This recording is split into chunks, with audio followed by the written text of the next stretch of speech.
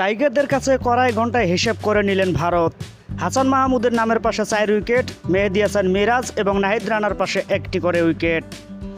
দিনের শুরুতে পেসার হাসানের সুবাদে দুর্দান্ত এক শুরু পেয়েছিল টাইগাররা। 7ম উইকেটে রবীন্দ্র জাদেজা আর রবিচন্দ্রন অশ্বিনের বড় জুটিতে কিছুটা দুশ্চিন্তায় পড়ে বাংলাদেশ। তবে চেন্নাই টেস্টের প্রথম দিনটা ভারতের জন্য এত সহজ যায়নি তা সবাই দেখেছে।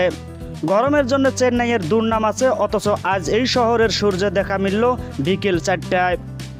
চেন্নাইয়ের মেঘলা আকাশের নিচে লাল মাটির উইকেটে 22 গজে আগুন ঝরালো বাংলাদেশ দলের পেস আক্রমণ।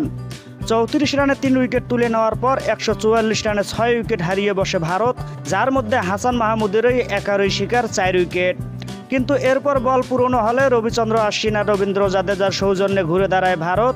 দুজনের ওয়ানডে মেজাজের ব্যাটিংয়ে 247 বলে 195 রান, আর তাতেই ভারত দিন শেষে 80 ওভারে 6 উইকেট হারিয়ে করেছেন 339 রান।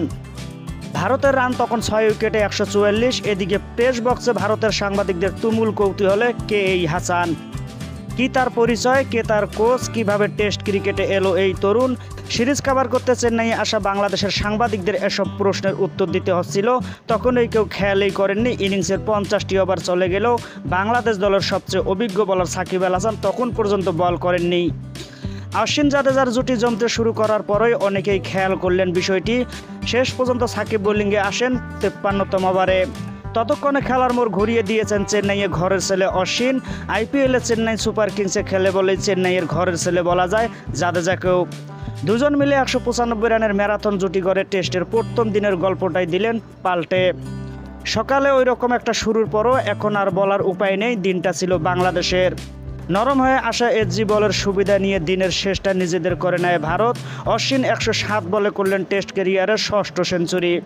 দিন শেষে তিনি অপরাজিত 112 বলে 102 রানে। জাদেজা খেলেছেন 117 বলে 86 রান। 18 ওভার 58 রানের 4 উইকেট নিয়ে হাসানই ছিলেন দিনের সেরা বোলার।